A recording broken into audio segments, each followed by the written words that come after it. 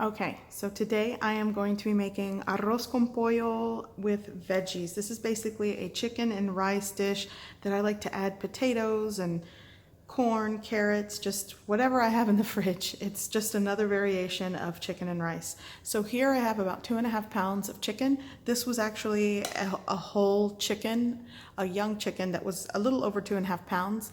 And I just basically rinsed the whole chicken, dissected it into pieces, and then I added to this bowl cold water, a 1/2 cup of vinegar, and a 1/4 cup of cooking wine, and I let the chicken soak in there just to get rid of any bone fragments or just discard anything that's floating at the surface. I rinsed it 3 times. Then I seasoned it with seasoning salt, lemon pepper, garlic powder, onion salt. The ratios are up to you. I will put in the description below the ratios that I used. And that's that. That's seasoned. Here I have 1 cup of washed and rinsed long grain rice.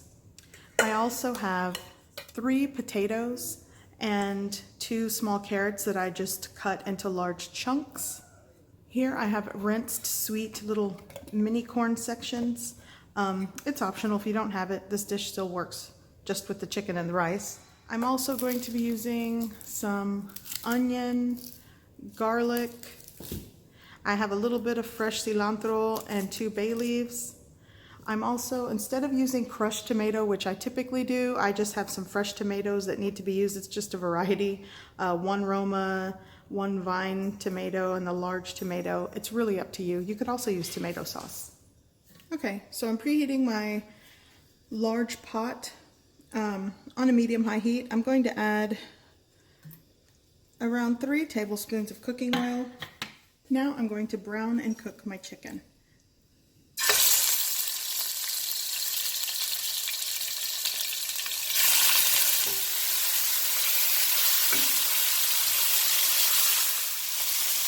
I'm going to cook and brown my chicken on each side.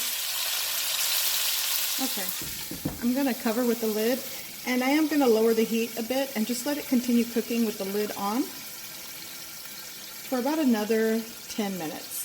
Now these chicken pieces are small because it's from a young chicken, but if you're working with larger pieces, the cook time is going to vary and it might take longer to cook your chicken through, especially since I left the bone in. My chicken should be where I need it to be. Again, my pieces are a lot smaller than maybe larger chicken pieces. So I'm going to remove it from my pot and set it aside. And I'm going to keep the heat on because I want a lot of any liquid or natural juices that the chicken rendered. I want it to sort of evaporate because I'm going to get things nice and hot again to start sauteing and toasting my rice. Okay, so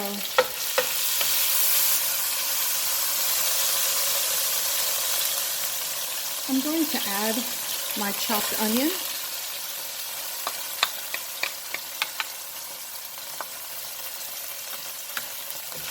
Give that a mix.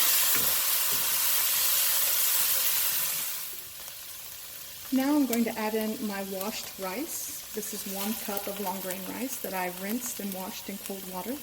And then I just let it set over a bowl in the strainer so it can just kind of dry out a bit. Now I'm going to toast my rice over a medium to medium-low heat at this point until it gets nice and toasted.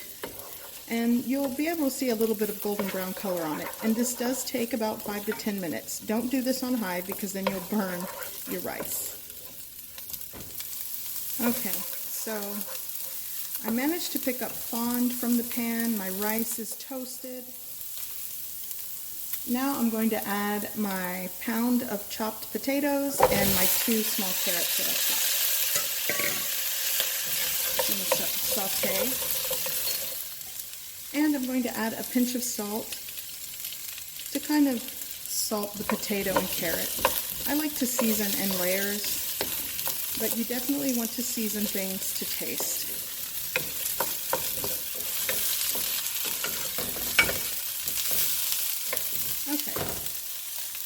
now I'm going to add my garlic. This was about 3 cloves of minced garlic. If that's too much garlic for you, then scale it back to 1 or 2 cloves. I'm going to saute this for about another minute. Okay, now I'm going to add my chicken right back into the pan.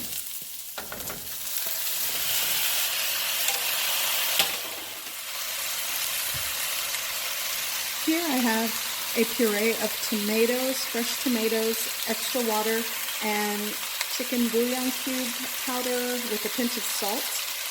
You're going to season to taste, and you'll want to taste it before adding for seasoning or spices. I have around 3.5 cups of liquid here. I'm going to crank up the heat, and I'm adding this to the pan.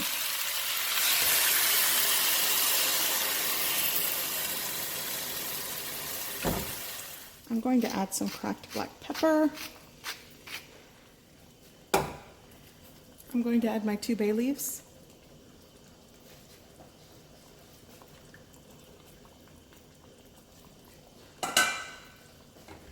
And go ahead and add the corn. Corn does not take that long to cook, so I don't need to saute it or pre-cook it. Make sure that's submerged a bit. This is definitely comfort food that I grew up with. And I do have a simpler version of arroz con pollo in my cookbook. I will link my cookbook link in the description below if you want to check that out or purchase it. Right on top, I'm going to add the cilantro sprigs there. And that's that. I'm going to wait till the rest of it comes up to simmer.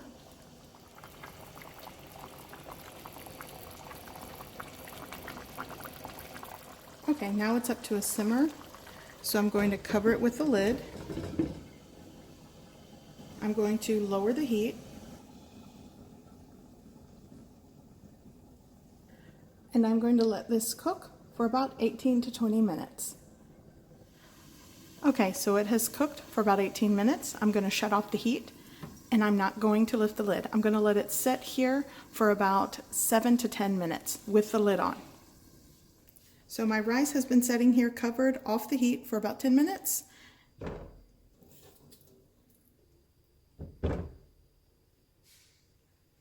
Here is what we're working with. It smells so good.